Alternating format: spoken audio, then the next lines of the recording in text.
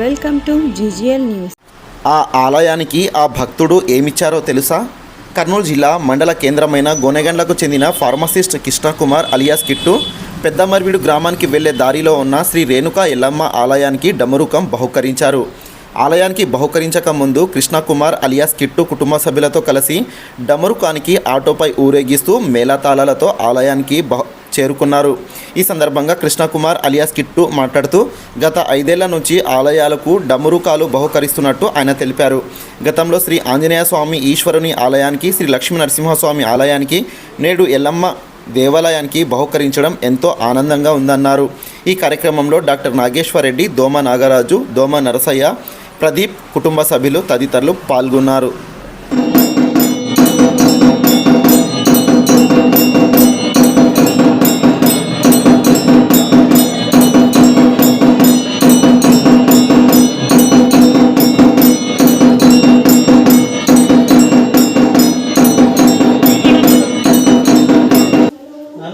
దీపము కొంచెం అట్లా అనుకుంటే లోపలికి వేయచ్చు.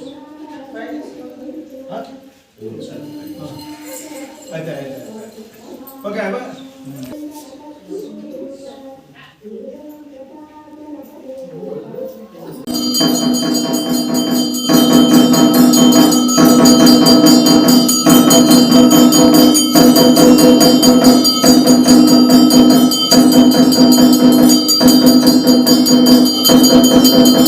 జై శ్రీరామ్.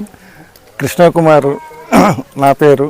నేను గత 5 సంవత్సరాల నుండి ఆంజనేయ స్వామి వారికి గుడికి, ఈశ్వర స్వామి గుడికి, లక్ష్మీ నరసింహస్వామి గారి గుడికి, ఈ సంవత్సరం ఎల్లమ్మ వారి గుడికి డమరుకం బహుకరించుతున్నాను. గత 5 సంవత్సరాల నుండి నా ఆరోగ్యం కానీ, నా వ్యాపారం కానీ అభివృద్ధి చెందుతున్నది.